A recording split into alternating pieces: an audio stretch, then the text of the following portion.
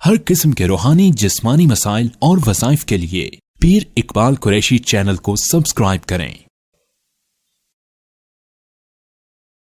آج الحمدللہ تراویح کے اندر 16واں پارہ ہمارا مکمل ہوا۔ سورہ کہف کو ہم نے مکمل کیا۔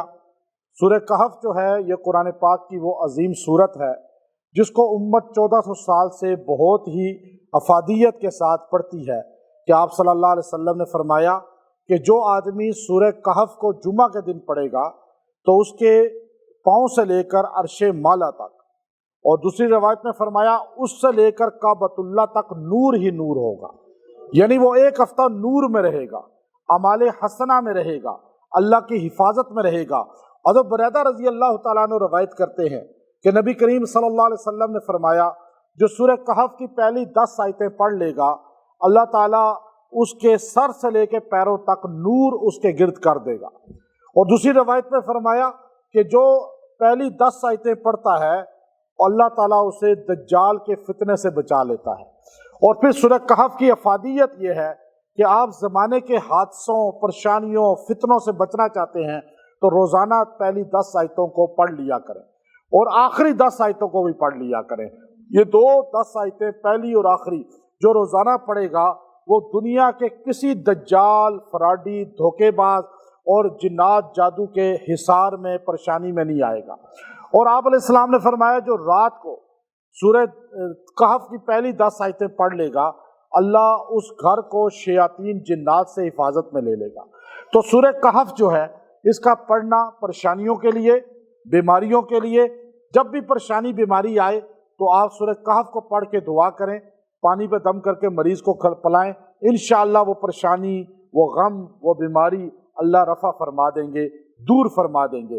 سورہ کہف آج کے دور میں ہمیں ہر طرف فتنے نظر آتے ہیں، ہم مسجد میں ہی فتنے ہیں، یہاں بھی آپ دیکھیے موبائل کا فتنہ، پھر اور خشوع خضوع نہ ہونے کا فتنہ، پھر ہر جگہ بازاروں میں، گھروں میں فتنے فتنے فتنے، دجال یہ ساری دنیا میں پھیل چکا ہے۔ آج سورہ کہف کی پہلی اور آخری 10 آیتیں ہر مسلمان مرد عورت کو لازماً ڈیلی ایک مرتبہ پڑھ کے اپنے بچوں کے لیے اور اپنے لیے دعا کرنی چاہیے۔ اس کے آغاز میں اللہ رب العزت نے وہ اصحاب کہف کا ذکر کیا جو نوجوان تھے۔ کتنے تھے؟ اللہ کہتا ہے خمسۃ، 5 تھے، سبعۃ یا 7۔ اللہ رب العزت فرمایا کہ وہ 5 تھے، 7 تھے یا 9 تھے، اس بحث کو چھوڑو، اللہ رب العزت خود فرماتے ہیں۔ اللہ کہتے ہیں بس یہ دیکھو کہ ان کا مشن کیا تھا کہ وہ شرک کو چھوڑ کر بادشاہ کے مظالم اور اس کے کفر کے زبردستی لانا کفر کی طرف، ان کو چھوڑ کر وہ سارے متفرق ایک جیسے ایک خاندان کے نہیں تھے، دوست یار بھی نہیں تھے، بلکہ ایک مشن کے لیے جمع ہوئے۔ ایک بھاگا غار میں جا کے بیٹھ گیا، دوسرا سارے وہاں مل گئے، ساروں نے کہا جی ہم تو توحید پہ ہیں، ہم شرک سے بچ رہے ہیں۔ تو ساروں نے جب ایک کا کتا بھی پیچھے چل پڑا۔ اب یہاں پتہ چلا کہ اللہ والوں کے کتے بھی کتنی شان والے ہو جاتے ہیں، تو اولیاء کتنی شان والے ہوں گے۔ اب یہ اولیاء ہیں جن کو قرآن ولی کہہ رہا ہے، جن کی ولایت نص قطعی سے ثابت ہے، قرآن سے ثابت ہے۔ اب آپ دیکھیے ولی کیسے ہوتے ہیں۔ اب سورہ کہف پڑھیں آپ کو ولیوں کا پتہ چلے گا۔ اور وہاں آپ کو شروع میں کیا ہوا کہ وہ وہاں سے چلے۔ اچھا اب وہاں غار کے اندر پہنچے تو ایک دم جو ہے ان کو نیند آ گئی۔ اب کتا دہانے پہ بیٹھ گیا، میں اس غار کے اندر گیا ہوں۔ ہم نے اس کے اندر جا کے یہ ساری آیتوں کو دیکھا اور وہ کیسے سورج غروب ہوتا ہے، تو جیسے ہی سورج غروب ہوتا ہے تو ان کو کروٹ دلائی جاتی ہے، پھر سورج طلوع ہوتا ہے کروٹ دلائی جاتی ہے۔ اب وہ اندر ایسے روشنی بھی آ رہی ہے تاکہ آکسیجن کا مسئلہ نہ بنے، پھر چیز خراب ہو جاتی ہے۔ آج لوگ ہمارے بیمار کیوں ہیں؟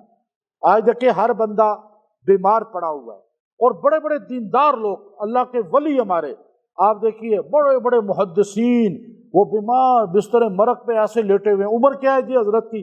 50 سال۔ 50 سال کے ایسے بزرگ بن کے ایسے لیٹے ویل چیئر پہ بیٹھے ہوئے ہیں، اور مریض جی ان کو ویل چیئر پہ یوں چلا رہے ہیں۔ حضرت صاحب، ہمارے حضرت صاحب، میں ابھی ایک ملک میں گیا تو وہاں ایک 35 یا 40 سال کے درمیان عمر ہوگی، عالم ہے، بس مریض بنائے ہوئے ہیں تو ویل چیئر پہ بیٹھے ہوئے ہیں ایسے، اور بس وہ مریض صاحب ان کو لے کے چل رہے ہیں، اور حضرت صاحب بڑے لگ رہے ہیں کہ جی بہت بڑے شیخ ہیں یہ۔ اب یہ ہمارے ہاں یہ اپنے آپ کو مریض بنانے کا یہ سب سے پہلا قدم ہے۔ یہ اب آپ مولانا طارق جمیل صاحب دامت برکاتہم العالیہ کا دیکھیں، ابھی 75-76 سال عمر ہے، بالکل چل رہے ہیں صحیح، کوئی ان کے تو مرید دنیا میں سب سے زیادہ ہیں، اگر مرید بنائیں تو ان کے تو دنیا میں سب سے زیادہ چاہنے والے ہیں، لیکن ویل چیئر پہ نہیں بیٹھتے۔ کئی بار کہا حضرت آپ ویل چیئر پہ بیٹھو، پاگل ہو، مجھے معذور بنا رہے ہو، یا خود معذور بنا دیتے ہیں۔ ابھی آپ دیکھیں 50 سال کے شیخ ہوں گے، عالم 45 سال کا ہوگا، مرید ان کو جی میرے اپنے شاگرد آتے ہیں دباتے ہیں، او جی حضرت آپ لیٹے ہیں آپ کو دباتا ہوں۔ میں نے کہا بھائی مجھے یہ دبوانے کا شوق نہیں ہے، میں تو الحمدللہ خود چلتا پھرتا ہوں، خود آپ دیکھیں نا مجھ پہ کوئی بوجھ ہے کہ میں تراویح آپ کو پڑھاؤں؟ کوئی ہے مجھ پہ بوجھ؟ میں خود پڑھا رہا ہوں، مشقت جھیل رہا ہوں، بے شک مشقت ہے، لیکن میری آخرت ہے۔ اصل آپ ایکٹیو ہوں، ایکٹیو کیا؟ اب یہ سورہ کہف بتاتی ہے، اللہ کہتا ہے اب وہ اصحاب کہف لیٹے ہوئے ہیں، اللہ ان کو کروٹیں دلوا رہا ہے، کیوں؟ وَتَحْسَبُهُمْ أَيْقَاظًا وَهُمْ رُقُودٌ وَنُقَلِّبُهُمْ ذَاتَ الْيَمِينِ وَذَاتَ الشِّمَالِ، یہ یمین یہ شمال، یہ حرکت ہے نا۔ اب کیا ہے یہ؟ اللہ کہتا ہے میں ان کو کروٹ دیتا ہوں، اللہ چاہے تو نہ کروٹ دے، اللہ ویسے ہی ان کو زندہ رکھے۔ اللہ کہتا ہے جب تک روح ہے نا تمہارے جسم میں، تمہیں حرکت کرنی پڑے گی، ایکسرسائز کرنی پڑے گی، تم نے جو ہے نا کوئی یوگا کرو، ایکسرسائز کرو، جم جاؤ، تم واک کرو، کچھ تو کرو۔ بالکل ہی بستر پہ بیٹھے بیٹھے جی میں بڑا دین کا کام کر رہا ہوں، ہمارے لوگوں کو مغالطہ ہے۔ میں مفتی ظرف علی خان صاحب رحمۃ اللہ علیہ کی خدمت میں بہت جاتا تھا، وہ مجھے فون کر کے ہی بلا لیتے تھے، تو میں نے کہا حضرت آپ واک کیا کریں، یہ آپ کو بہت بڑا مسئلہ بن جائے گا۔ میں 2012 میں یہ میں نے حضرت کو کہا، حضرت کہنے لگے میں یہ صحن میں چلتا ہوں، میں نے کہا یہ واک نہیں ہوتی حضرت، آپ کھلی جگہ جائیں۔ تو پھر جب میں ان کو آکسیجن لگی ہوئی تھی، آخری ہفتے میں مجھے بلایا تو میں ان کے پاس بیٹھا، سارے مجھے چائے منگوائی، مجھے ہی پلائی، خود نہیں پی۔ مجھے کہنے لگے آپ ٹھیک کہتے تھے، مجھے واک کرنی چاہیے تھی۔ اب آپ دیکھیں اتنا بڑا آدمی چلا گیا۔ اب ایسے بڑے بڑے ہمارے بستر پہ لیٹے ہوئے ہیں، اور انگریزوں کو دیکھیں کافروں کو کہ یوگا کرتے ہیں، جم کرتے ہیں، باڈی بلڈر بنے ہوئے ہیں، اور ایسے یوں کر کے چلتے ہیں، اور ہمارے شیخ یوں کر کے رومال یہاں رکھ لیا۔ بھائی یہ کون سی بزرگی ہے؟ بزرگی اس چیز کا نام تو نہیں ہے۔ وَنُقَلِّبُهُمْ ذَاتَ الْيَمِينِ وَذَاتَ الشِّمَالِ، اب اللہ کہتا ہے ان کو دائیں بائیں، تو آپ بھی تھوڑی سی ایکسرسائز کیا کریں تاکہ آپ کی خون چلے، یہ کولیسٹرول آپ کا نہ بنے، یہ وینز بلاک نہ ہو، اور خون آپ کا جمے نہیں، تھکنس نہ آئے، اور پھر آپ جو ہے نا انشاءاللہ صحت مند رہیں گے۔ یہ بزرگوں کو بھی ہمارے چاہیے تھوڑا سا اس پہ توجہ دیں۔ اچھا، اب وَقَلْبُهُمْ بَاسِطٌ ذِرَاعَيْهِ بِالْوَصِيدِ، کتا یوں بیٹھا ہوا تھا۔ کتا اتنا وفادار جانور ہے کہ حسن بصری رحمۃ اللہ علیہ نے کہا کہ 20 ایسی عادتیں ہیں کتے کی، اگر کسی بندے میں آ جائیں تو وہ ولی اللہ بن جائے۔ وفادار کتنا ہے؟ آج وفادار ہے کوئی؟ آج کوئی وفادار نہیں ہے۔ آج کتا جو ہے ایک روٹی کی خاطر پہرا دیتا ہے، یا سارا کچھ لے کر بھی کوئی پہرا دیتا ہے؟ یہاں چور خود بنے ہوئے ہیں سارے۔ اچھا اب آپ دیکھیے کتا جو ہے اپنے محلے میں کسی اور کو نہیں آنے دیتا۔ اچھا آپ نے نوٹ کیا کتا دوڑتا کیوں ہے؟ آپ بائک پہ جائیں یا گاڑی پہ جائیں تو اس کے پاس سے گزرے نا تو وہ آپ کے پیچھے دوڑتا ہے نا، پیدل جائیں تو نہیں دوڑے گا آپ کے ساتھ۔ کیوں دوڑتا ہے وہ؟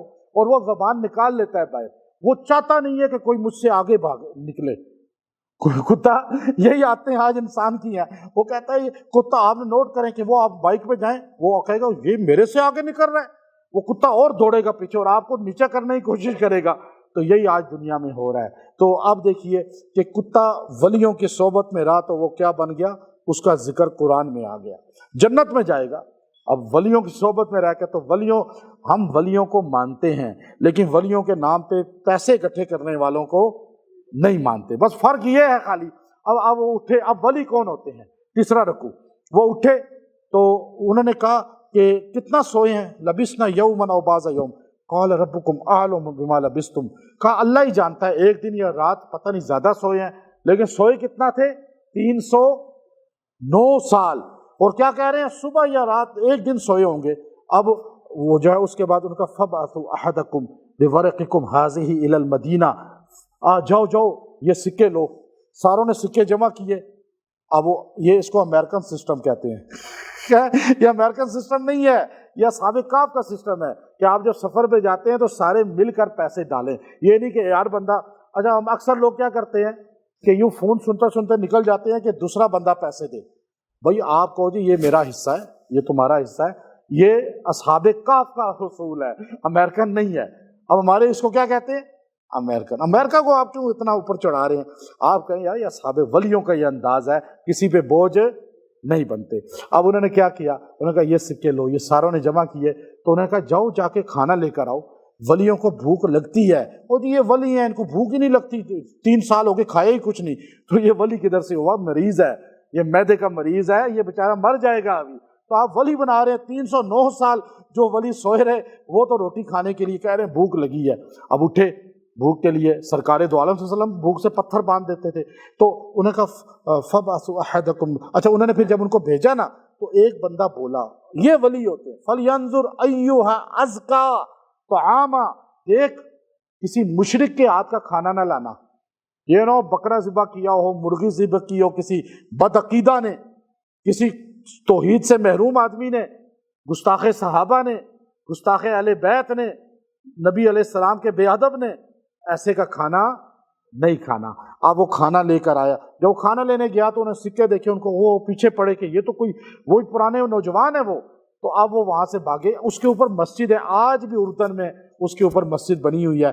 تو اب آپ دیکھیے کہ اس کے بعد اللہ رب العزت نے جو ہے بہت سی اس میں ایک اور چیز ہے، وَلَوْلَا إِذْ دَخَلْتَ جَنَّتَكَ قُلْتَ مَا شَاءَ اللَّهُ. اچھا آپ جب دکان بنائیں، دفتر بنائیں، پیٹرول پمپ بنائیں، ریسٹورنٹ بنائیں، کوئی بھی جگہ پبلک کے لیے کھانے پینے بزنس ہے نا آپ کا، تو آپ وہاں پہ لکھ کے کیا لگاتے ہیں؟ اپنے اپنے عقیدے کی چیزیں. کچھ عقیدے کی چیز وہاں نصب نہ کریں، کیونکہ آپ کسی ایک عقیدے کے لیے نہیں بیٹھے ہوئے مارکیٹ میں، آپ پوری کائنات کے انسانوں کے لیے بیٹھے ہیں. آپ اپنا مسلک اپنے اندر رکھیں. اب یہاں ہم نے کئی مسجد میں مسلک لکھا ہوا ہے کوئی کہ میرا یہ ہے، نہیں. مسجد مدرسے نہیں ہونے چاہیے مسلک کے، اور یہ ریسٹورنٹ، یہ پیٹرول پمپ، یہ رستے میں. تو اب وہاں یہ لکھیں. میں ابھی آپ وہ قرآن کی آیت لکھیں جو قرآن نے کہا کہ کاروبار کے لیے تیر بہدف ہے، اور اللہ نے کہا وہ آپ یہاں لکھ دیں. دیکھیے گا کس طرح رش پڑ جائے گی اور آپ کا کاروبار چل جائے گا. یوں آپ کا کاروبار بند ہو رہا ہے جو آپ مسلک کی ترجمانی کر رہے ہیں. تو اس نے کہا جی میں تمہیں نہیں کہتا تھا، چھوٹے بھائی کو ڈانٹا کہ یہ ختم کرو، حضرت صحیح کہہ رہے ہیں، آج کے بعد یہ ختم. آپ وہ آیت مجھے لکھ کے دیں. میں نے لکھ کے دی. اس نے کہا ابھی یہ لگانی ہے تم نے. تو میں نے بندیالی صاحب کو جا کے بتایا کہ آپ کے علاقے میں داخل ہوتے ہی ہم نے ایک کا عقیدہ ٹھیک کر لیا، اور اس کو ہم نے الحمدللہ جو ہے حکمت ہے ہر چیز کی. یہ ماشاء اللہ لا قوت الا باللہ. آپ دکان پہ لکھیں، ریسٹورنٹ پہ لکھیں، آپ دنیا کی کسی جگہ بھی کاروبار کر رہے ہیں، آپ کو کوئی کافر بھی پڑے گا نا کہ یہ کیا ہے، آپ اسے بتائیں کہ اس سے نظر بد نہیں لگتی. گھر میں لکھیں، گھر نیا بنائیں. گاڑی لیں اس پہ لکھ کے قرآن کی آیت ہے، مسلک نہیں، یہ اسلام کا عقیدہ ہے اور یہ مضبوط ہے. تو اس کے بعد آخر میں دیکھیے حضرت خضر علیہ السلام اور موسیٰ علیہ السلام کا واقعہ اللہ نے بیان کیا. موسیٰ علیہ السلام نے اللہ تعالیٰ سے کہا یا اللہ کوئی مجھ سے بڑا بھی عالم ہے دنیا میں؟ اللہ نے کہا ہاں جاؤ، ایک بندہ ہے دریا کے کنارے. تو انہوں نے کہا اچھا میں اس کو تو ملنا چاہتا ہوں. اب خود تجسس ہوا. ہم لوگ کیا کرتے ہیں؟ نہ بیان سننا. اچھا مسعود میں جی سب پتہ ہے، ہم درس بھی نہیں سنتے اور نہ بیان سنتے ہیں شوق سے. جمعے کے دن بھی لوگ کیا کرتے ہیں؟ مساجد میں اینڈ پر آتے ہیں، خطبہ سنیں اور بھاگیں. موسیٰ پیغمبر صاحب شریعت صاحب تورات خود اللہ سے کہنے کہ اللہ میں اس بندے کو ملنا چاہتا ہوں جس کا علم مجھ سے بھی زیادہ ہے، لدنی علم ہے جس کے پاس. تو اللہ نے کہا پھر جاؤ وہاں پر. اب وَإِذْ قَالَ مُوسَىٰ لِفَتَاهُ لَا أَبْرَحُ حَتَّىٰ أَبْلُغَ مَجْمَعَ الْبَحْرَيْنِ. اچھا موسیٰ علیہ السلام جانا کہا چلو بھائی میرے ساتھ، اپنا خادم لے کے چلے. ہمیشہ سفر میں 2 بندے ہونے چاہیے، ایک موسیٰ علیہ السلام تھے، ایک یوشع علیہ السلام تھے. دونوں چلے. تو آپ نے کھانا ٹفن میں بند کیا. یہ نہیں جی اللہ کھلائے گا جی، آج کسی سے کہو نا ہمارے کمزور عقیدے والے لوگ ہیں، اور جی آپ نے کوئی کھانے کا انتظام کیا، اور جی اللہ کھلائے گا مجھے. موسیٰ پیغمبر سے بڑا کون ہے توکل والا؟ وہ سفر پہ جا رہے ہیں تو ٹفن ساتھ لے رہے ہیں. ٹفن لے کے جائیں تاکہ مانگنا نہ پڑے. بشری تقاضا ہے، بھوک لگتی ہے. آپ لوگوں کو جی مجھے بڑی بھوک لگی ہوئی ہے، مانگتے کیوں؟ آپ اللہ سے توکل رکھیں، لائیں ساتھ. اب موسیٰ علیہ السلام لے کر گئے اور ایک جگہ اترے. کہا جی بڑا سفر ہو گیا، آتینا غدانا لقد لقینا من سفرنا. کہا مجھے وہ کھانا دو، مجھے سخت تھکان ہو گئی ہے. اب آپ سو گئے تھے پہلے، آپ سوئے، اٹھ کے کہا مجھے وہ کھانا دو. ایک دن ایک رات سفر کیا تھا. تو یوشع علیہ السلام کہنے لگے او ہو یہ تو دیکھے ٹفن سے وہ مچھلی جو ذبح اور تیار کرتا تھی وہ نکل کر زندہ ہو کے پانی میں چلی گئی. اور وہ آگے تک نکل گئی. آپ نے کہا وہ تو ادھر چلی گئی یا پیچھے؟ میں نے جب اس کو کھولا تھا اور کہا وہی تو جگہ ہے، وہ بندہ ہے اللہ کا وہاں، چلو اب واپس. پھر ایک دن ایک رات کا سفر کیا، ڈانٹا نہیں کہ تم نے کیا کیا، یہ غلطی کی. اور وہاں آئے اور وہاں ووجدہ، آپ نے پایا ایک عبد من عبادنا، ایک بندہ میرے بندوں میں سے، اللہ کہتا ہے. اور وہ خضر علیہ السلام چادر رکھے ہوئے لیٹے ہوئے، آپ نے جا کر سلام کیا. انہوں نے کہا وعلیکم السلام. کون ہو؟ موسیٰ، بنی اسرائیل والے؟ جی بنی اسرائیل. چلاؤ میرے ساتھ. کوئی کھانے کی دعوت نہیں، کوئی پروٹوکول نہیں. تو اب یہ اصلاح کر رہے ہیں، تربیت ہوتی ہے نا. یہاں لوگ کہتے ہیں جی پیر صاحب کے پاس جائیں تو پروٹوکول ملے، استاد کے پاس جائیں تو پروٹوکول ملے، مرشد کے پاس جائیں پروٹوکول ملے، یہاں پھر والد کے پاس جائیں تو وہ بھی پروٹوکول دے. اب یہ بندہ اپنے بڑوں سے پروٹوکول لینے کے چکروں میں پڑ جائے گا نا، پھر وہ بندہ کبھی سیکھ نہیں سکتا. یہاں پیغمبر صاحب تورات اور علم شریعت والے، لدنی علم والے پیغمبر کے پاس گئے. انہوں نے کہا ہی نہیں پانی پینا ہے، کھانا کھانا ہے، بھوکے تھے حالانکہ. انہوں نے کہا چلو میرے ساتھ. چل پڑے. یہ مشقت کٹوا کر کسی کو علم دیں گے تو وہ کندن بنے گا. اور یہاں لوگ کیا کرتے ہیں، وضو خانے میں بیٹھے بیٹھے، آپ کو میری طرف سے خلافت ہے، یہاں خلافتیں وضو خانے میں تقسیم ہو رہی ہیں، یہاں پہ اجازتیں وضو خانے میں تقسیم ہو رہی ہیں. میں تو ایسے نہیں دیتا بھائی. ہمارے پاس تو رگڑے کھاتے ہیں، بڑے بڑے علماء ہیں یہاں پر، کھائی جا رہے ہیں، کندن بنائیں گے.